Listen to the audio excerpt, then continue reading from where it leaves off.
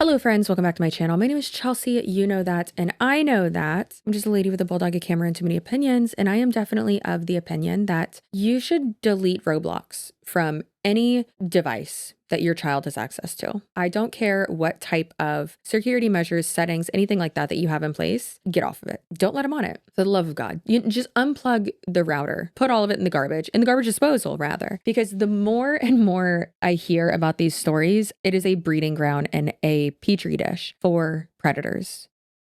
Now, I do have a good update for you regarding one of the stories that we covered previously, where a mom on TikTok, well, mom and wife, now ex-wife, thank God, where a mom on TikTok exposed her now ex-husband because she caught him. She exposed him on TikTok, but she caught him on Roblox talking to a minor. Not only talking to a minor, but doing some other unsavory things. Go watch that video if you would like. Here's what the thumbnail looks like. I'll also have it linked down below. I'm probably going to forget, but you know how that goes. But I do have a great update about that because I know we were all pretty frustrated about it. But before we get into the good news, we have some not so great news. So you probably have seen the headlines recently, but a 15-year-old boy has been missing for about 2 weeks after he seemingly had plans to meet up with someone that he met on Roblox. A family says that their 15-year-old disappeared 2 weeks ago in New York City, where they believe that he went intending to meet someone that he met online. This is Thomas. He was last seen on January 9th around 5:30 p.m. He left his school around 3:30 p.m. from Long Island and took the train to New York City. And actually midday on the 28th, which was yesterday, the Suffolk County Police Department said that they don't think that Roblox is connected to it, but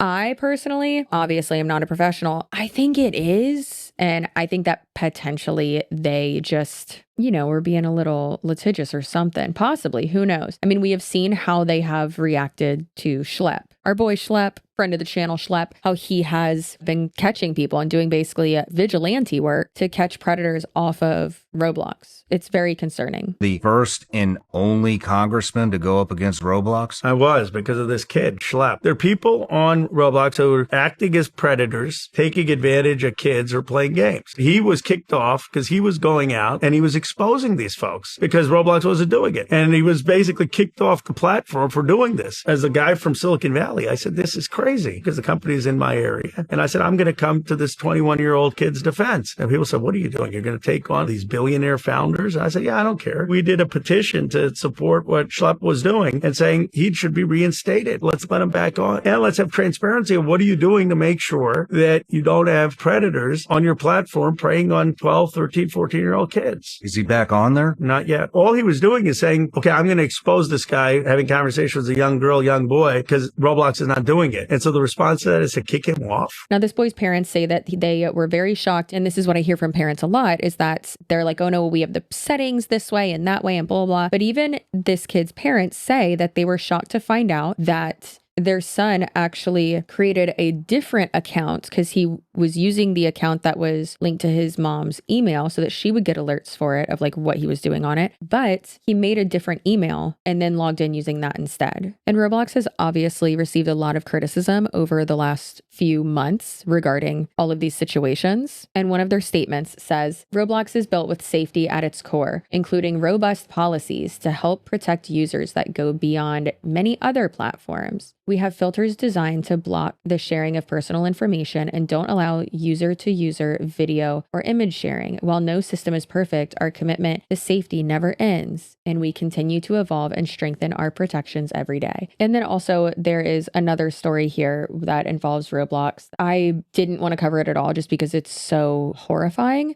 However, there is another one that has come up recently. This woman's name is Tara Sykes, and she was accused of soliciting the ending of an infant's life over Roblox. The Pensacola woman originally charged with attempted murder and solicitation to murder after using Roblox messages to convince a child to unalive an infant and adults had charges dropped in a plea deal. Tara Sykes took a plea deal on January 22nd and avoided multiple potential life sentences after pleading no contest to child neglect without great bodily harm, according to court records. In return, the prosecutors dropped one count of principal to attempt first-degree premeditated murder and 2 counts of solicitation of first-degree premeditated murder. This woman was then sentenced to 11 months and 30 days in county jail with credit for 462 days served, according to the courts. Now, this did happen in 2024, but she used the online game platform Roblox to communicate with a 10-year-old girl in effort to convince her to do these things. Now, not that you're wondering what type of person this is, but this lady's a real gem. So prior to her arrest for the alleged Roblox messages, deputies arrested her earlier in 2024 on a charge of neglecting a child without great bodily harm, which is a third-degree felony, after investigators discovered she and her husband allowed a 20-year-old man to live in their home after finding out he impregnated their 14-year-old daughter. Now for the good update. So,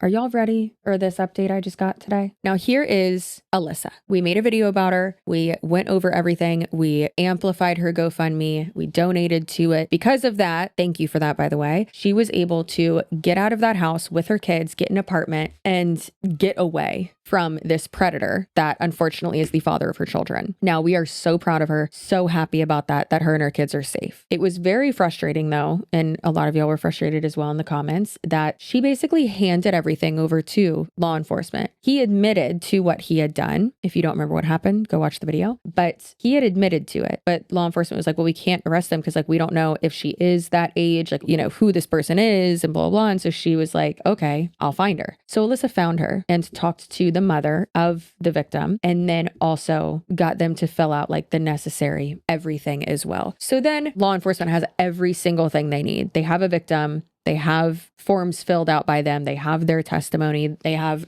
everything. They have all the proof they need. And like months went by and nothing happened. And it was so frustrating. Well, today this happened.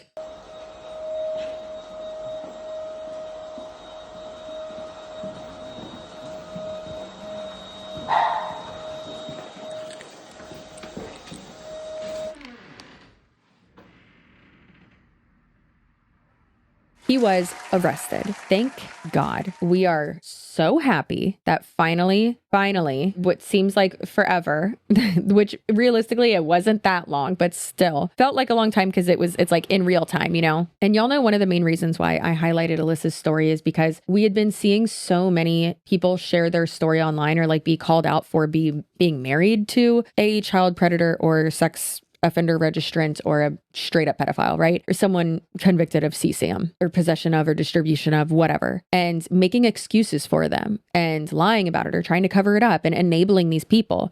And then here comes Alyssa on TikTok, who does a series where she's like, I caught my husband doing this. I called the police. I'm leaving him. Not only that, I found the victim and am following through and making sure that he's going to be arrested so that he doesn't keep doing this. And that is amazing. And I'm so proud of her. I don't know if her GoFundMe is still up. If it is, I will have it in the description box down below so that we can continue to support her. But I wanted to, and yes, I did get her permission. She literally texted me these updates, but I wanted to be able to give y'all these updates too. And again, just round of applause for Alyssa. We are so proud of her and she's amazing. I even told her, I was like, do you see a career in catching pedos or what?